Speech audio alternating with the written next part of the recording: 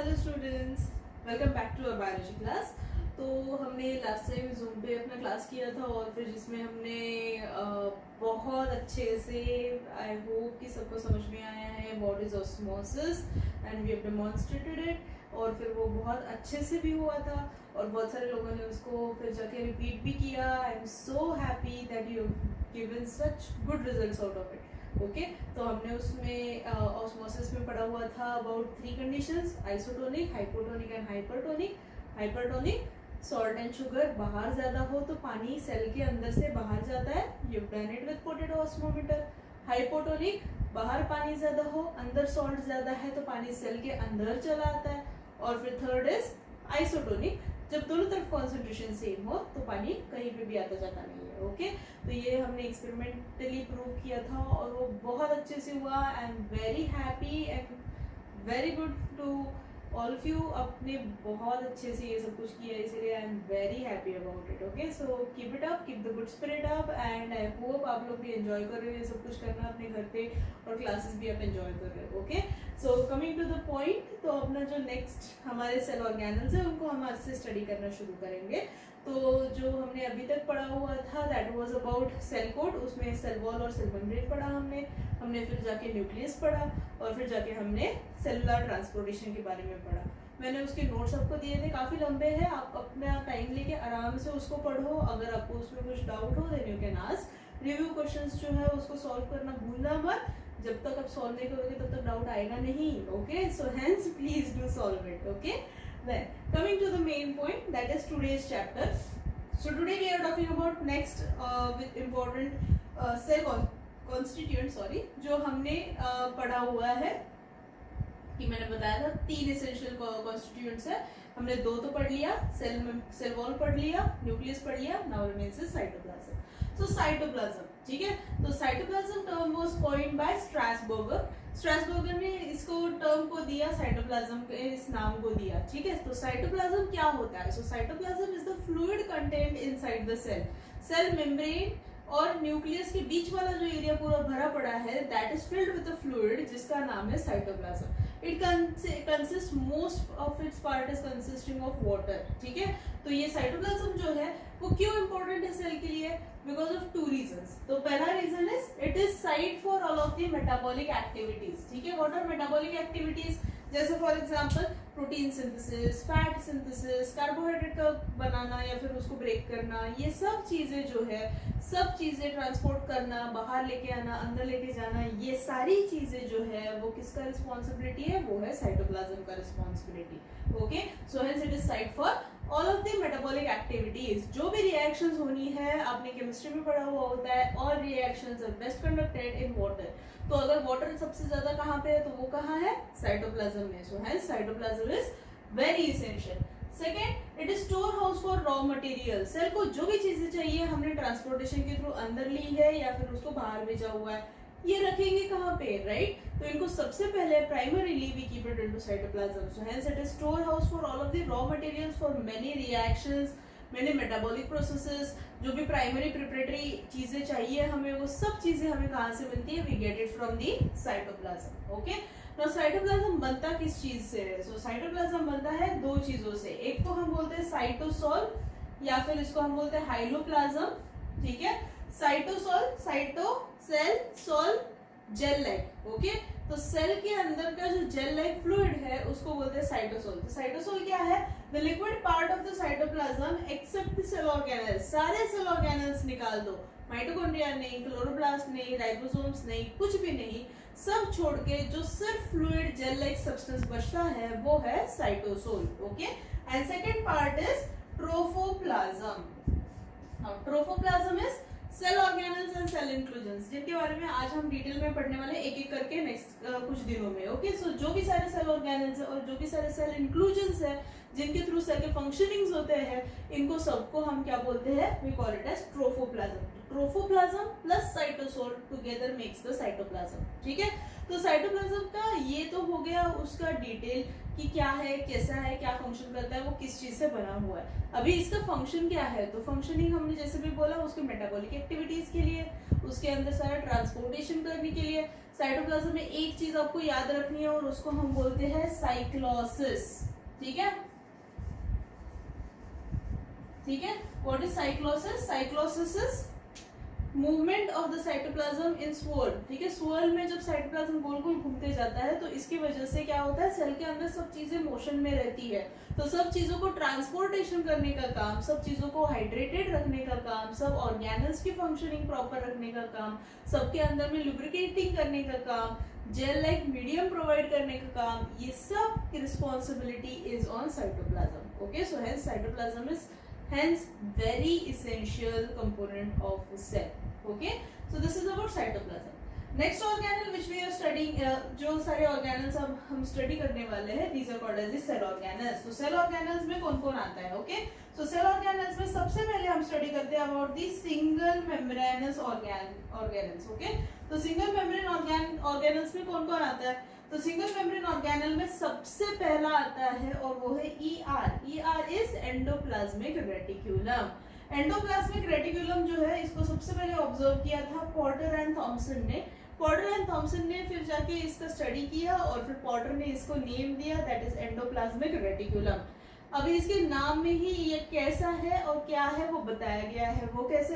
Endoplasmic, endo inside, plasma cytoplasm, cytoplasm के अंदर वाला organelle site endoplasmic reticulum. Reticular structure is connected structure जो है उसको बोलते हैं रेटिकुलर स्ट्रक्चर, जिगजैग स्ट्रक्चर उसको बोलते हैं रेटिकुलर स्ट्रक्चर। यहाँ पे आप इसके डायग्राम्स देख सकते हो। Okay, it looks something connecting. So अगर सपोज ये सेल है, ठीक है, तो मेम्ब्रेन के अंदर साइटोप्लाज्म में ये इनसाइड जा रहा है। ठीक है, so it will go like this. ठीक है, या फिर ये न्यूक्लियस है तो न्यूक्लियस के थ्रू ये निकल के कहाँ आ रहा है? इनटू दी साइटोप्लाज्म आ रहा है। Okay, so hence it is called as endoplasmic and इसका स्ट्रक्चर कैसा है? जिगजैग स्ट्रक्चर है, hence it is called as reticulum. So endoplasmic reticulum नाम में इसका स्ट्रक्चर आ गया। ओके, तो इसके दो टाइप्स होते हैं, एक को बोलते हैं स्मूथ एंडोप्लाज्मिक रेटिक्यूलम, दूसरे को बोलते हैं rough endoplasmic reticulum. So what is smooth endoplasmic reticulum? Is this one. तो स्मूथ एंडोप्लाज्मिक रेटिक्यूलम दिखने में ही स्मूथ दिखाई देता है, उसका सरफेस जो है वो काफी स्मूथ होता है, जबकि रफ एंडोप्लाज्मिक रेटिक्यूलम यहाँ पे आप देख सकते हो दिखने में रफ है। ओके, बस इतना ही इसका डिफरेंस है क्या? नहीं, इसका डिफरेंस बहुत ज्यादा है। जैसे कि रफ एंडोप्लाज्मिक रेटिक्यूलम का ये रफ लुक इज बिकॉज ये जो इस पे ये छोटे छोटे डॉट्स दिखाई दे रहे हैं, दीज आर ऑफ राइबोसोम्स।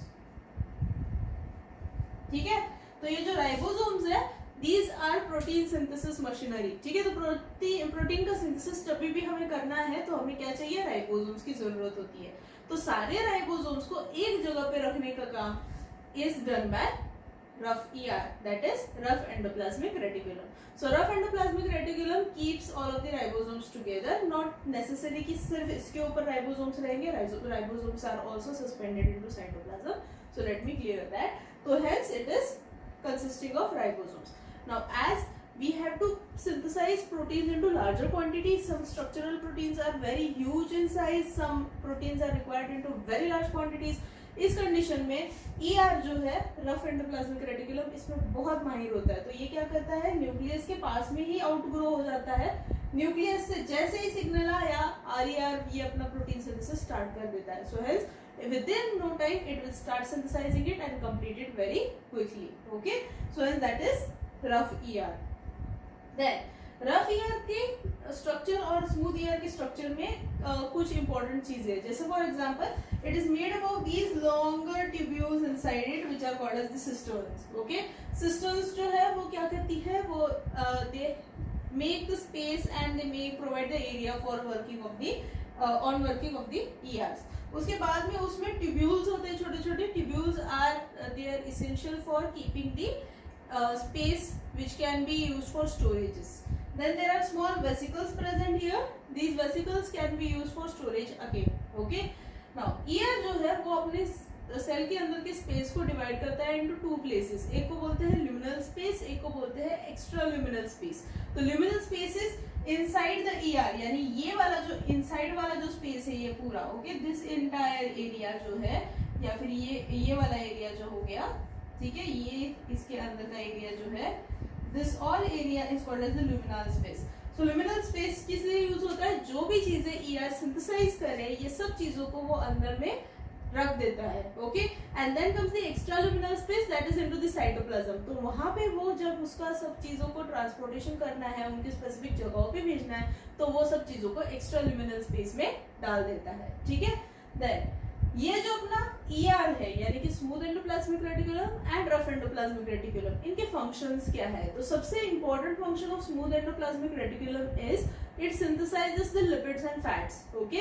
तो सेल के लिए जो भी स्ट्रक्चरल लिपिड्स चाहिए, सेल को जो भी लिपिड्स चाहिए जिनके थ्रू वो हार्मोन्स बनाएगा, सेल को जो भी लिपिड्स चाहिए जिनके थ्रू वो स्टेरॉइड्स बनाएगा, स्टेरॉल्स बनाएगा, ये सारी चीजों के लिए लगने वाला fat and lipid synthesis is done by the smooth endoplasmic reticulum, okay.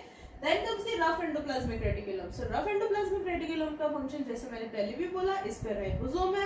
Ribosome is called as the protein factory of the cell, और ये प्रोटीन सिंथेसिस में हेल्प करता है। तो किस तरह के protein? Protein can be structural proteins, proteins can be membrane proteins, proteins can be enzymatic proteins, okay. तो ये सारे प्रोटीन्स को बनाने का काम कौन करता है? Rough endoplasmic reticulum. ये सिंगल मेम्ब्रेनस ऑर्गेनल्स है, ये साइटोप्लाज्मिक मेम्ब्रेन यानी कि अपना सेल मेम्ब्रेन ही अंदर जाके फोल्ड होके ये बनता है, that is ER, okay. So hence they are called as single membranous organelles, यानी इसका स्ट्रक्चर, मेम्ब्रेन का structure is very similar to that of the cytoplasmic membrane, that is cell membrane, okay.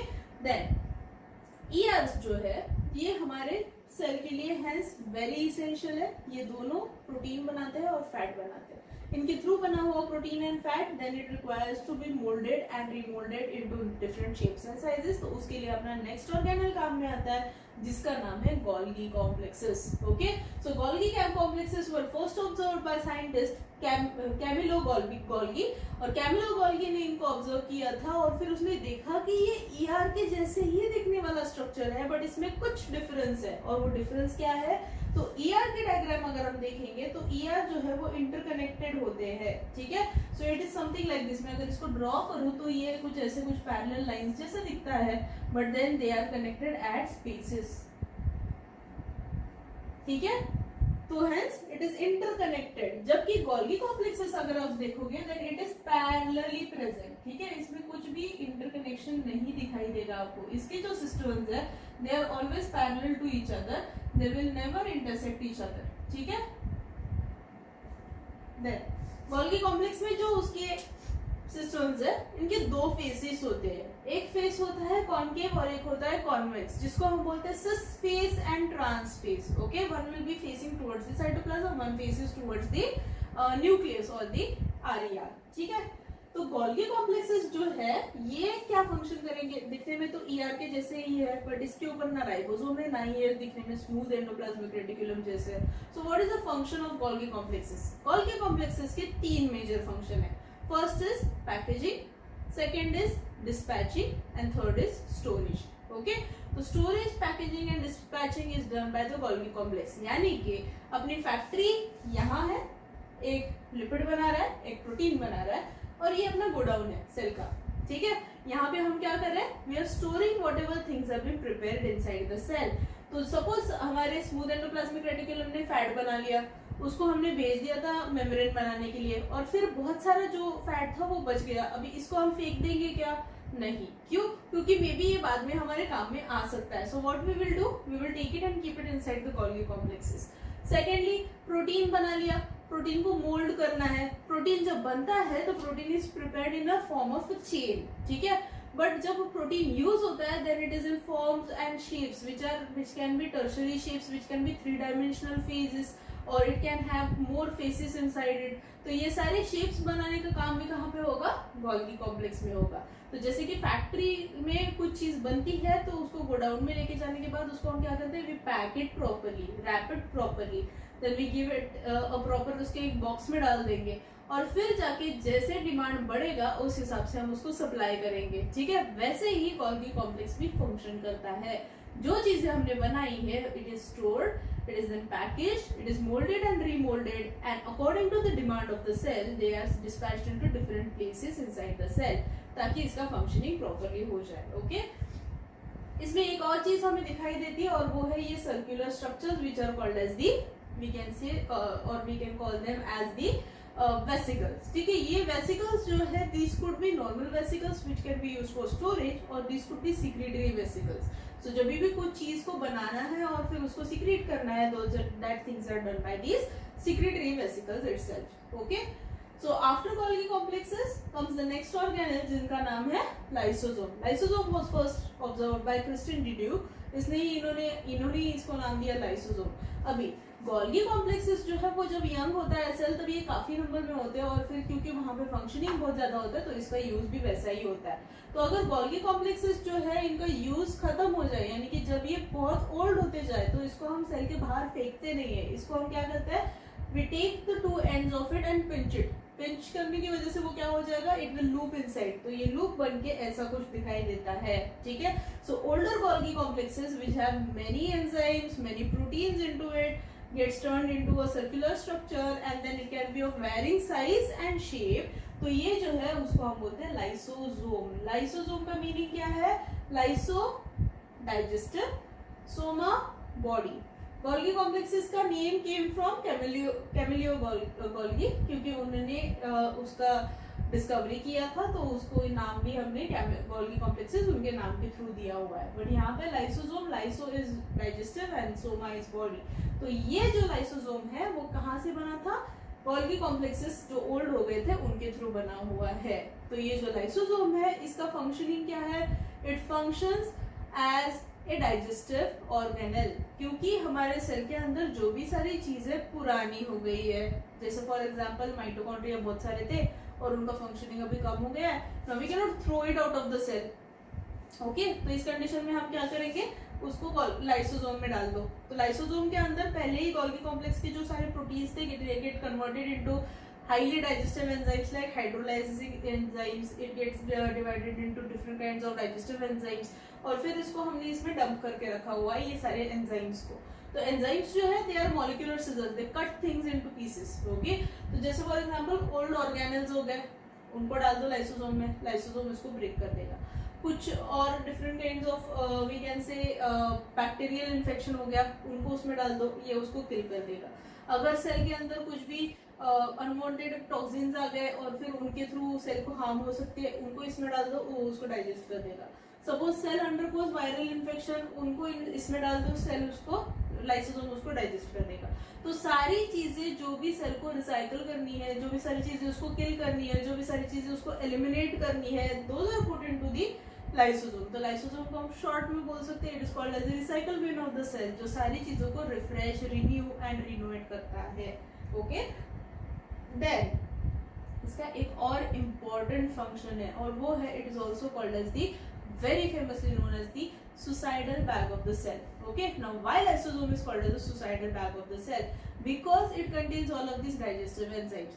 अभी मैं आपको एक कहानी बताती हूँ इसके बारे में. ठीक है, सपोज एक सेल है जिसके अंदर कोई भी एक इन्फेक्शन हो गया, एक वायरस का सपोज. ठीक है, अभी सेल के अंदर ये वायरस जैसे जैसे ग्रो होता है तो वो क्या करने लगता है, सेल के सारे ऑर्गेनल्स को बंद करने लगता है और उनको खुद के अंडर कंट्रोल में लेके खुद के वायरस के नए नए पार्टिकल्स डिवाइड एंड रीडिवाइड करना शुरू कर देता है. तो इसकी वजह से क्या होता है, सेल के अंदर बहुत ज्यादा नंबर ऑफ वायरस बढ़ जाता है.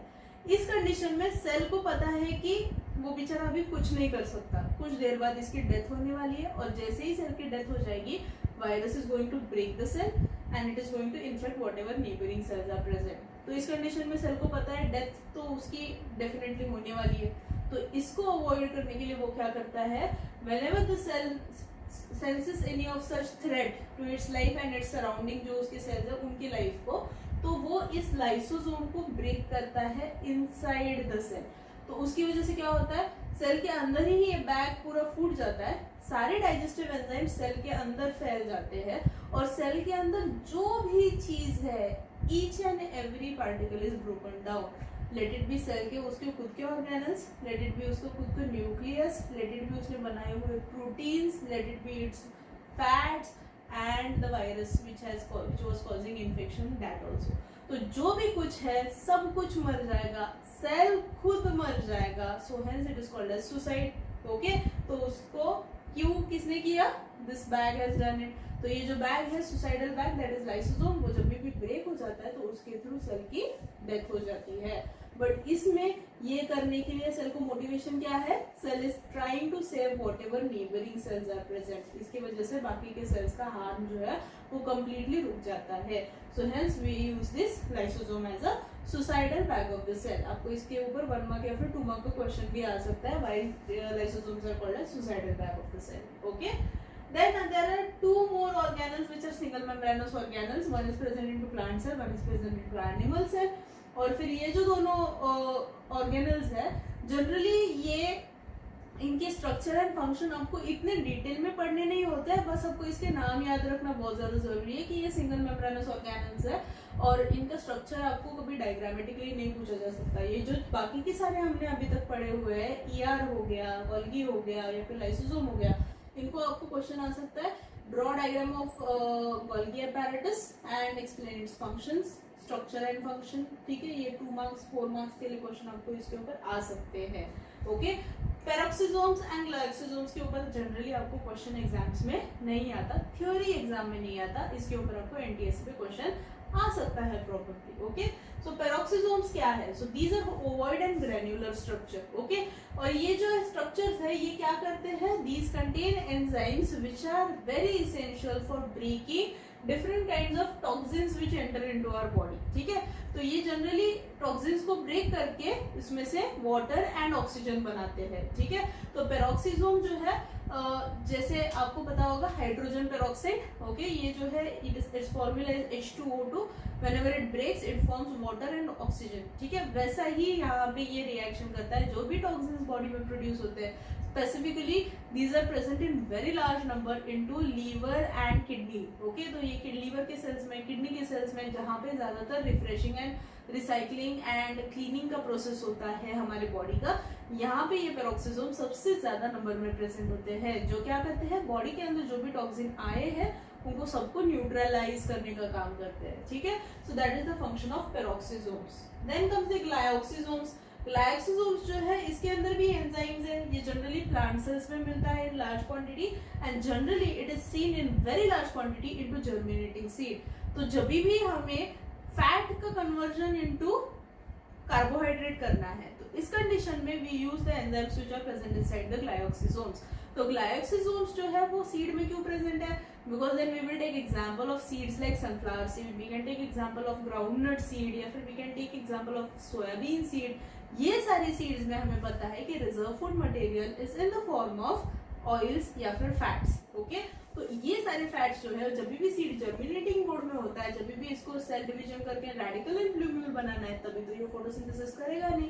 तो अगर फोटोसिंथेसिस नहीं करेगा तो उसको फूड कहाँ से मिलेगा, वो सारी चीजें ऑब्टेन कैसे करेगा और फिर इसमें से फंक्शनिंग कैसा होगा. तो एनर्जी बनाने के लिए जो भी उसको कार्बोहाइड्रेट इसेंशियल है, that carbohydrate is prepared by breaking the fat into carbohydrate through the enzymes which are present into glycosomes. okay, so इसका इतना ही फंक्शन आपको याद रखना है. इसका भी स्ट्रक्चर आपको कहीं भी पूछा नहीं जाएगा. एनसीईआरटी टेक्स्ट बुक में तो इनका मेंशनिंग बिल्कुल एक लाइन में होगा या फिर होगा भी नहीं. ओके, आपको यहाँ पे इम्पोर्टेंट कौन सी चीजें है, what we have studied about cytoplasm. तो साइटोप्लाज्म क्या है, साइटोप्लाज्म की फंक्शनिंग क्या है, और फिर जाके ऑर्गेनल्स में, सिंगल मेम्ब्रेनस ऑर्गेनल्स में we have endoplasmic reticulum, 2 types, smooth and rough endoplasmic reticulum. Smooth production of fat, rough production of protein.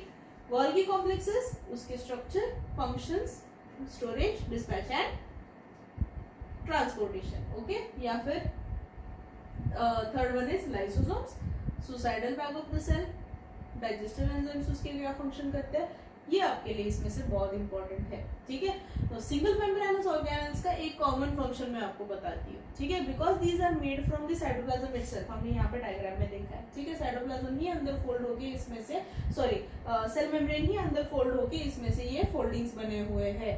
तो ये जो फोल्डिंग्स है, these foldings whenever they are inside the cytoplasm itself, तो ये cell division में cell को बहुत help करता है। जब भी सेल डिवीजन होने वाला है और सेल को एलोंगेट होके फिर उसको नॉचेस प्रिपेयर करके 2 सेल ब्रेक करने हैं, तो इस कंडीशन में क्या होता है, ये सारे organelles they go and stick to the wall of the cell, then they whenever the cell has to expand they open up. Okay, और ये ओपन अप होने की वजह से सरफेस एरिया इंक्रीज हो जाता है और सेल का जो सेल मेम्ब्रेन है वो काफी एक्सटेंड हो जाता है। एक्सटेंड होने के बाद उसको कट करना बहुत इजी हो जाता है into 2 cells. Okay, so from this condition we can से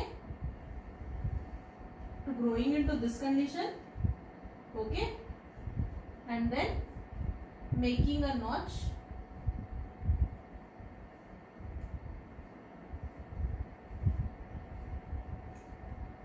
and then dividing into 2 cells। ठीक है, ये कंडीशन में आने के लिए ये सारे ऑर्गेनेल्स हेल्प करते हैं, that is single membranes organelles. So these organelles can unfold itself, they can fold itself, they can make multiple copies of itself according to the need of the cell, functioning of the cell, according to the structure of the cell and function of the cell। तो ये सब चीजें आपको याद रखना जरूरी है। Whatever we have studied इसके नोट्स में प्रोवाइड कर दूंगी, आपको रीड करना है, इसके रिलेटेड क्वेश्चंस आपको सॉल्व करना है। कुछ डाउट हो then you have to contact me. Plus आपका प्रीवियस होमवर्क बहुत कम बच्चों ने मुझे सबमिट किया हुआ है, I can actually count the number on my fingers, ये बहुत ही ज्यादा I can say it's not good. Okay, तो you have to actually solve your homework और ये स्ट्रिक्टली चेक किया जाएगा, ये आप ध्यान में रखो। नेक्स्ट टाइम जब भी आपको होमवर्क दिया जाता है, जो भी चीज आपको बताई जाती है, you have to complete it on time and you have to do the submissions. So please do your homeworks on time. Okay, तो along with this I will leave you with this note and जो भी आपने practical किया उसके लिए वापस से एक बार वेरी गुड, और जो आपके होमवर्क है please solve it on time and please do whatever doubts you have you can ask me on WhatsApp। okay, so then we will meet in our next class. Till then, bye bye।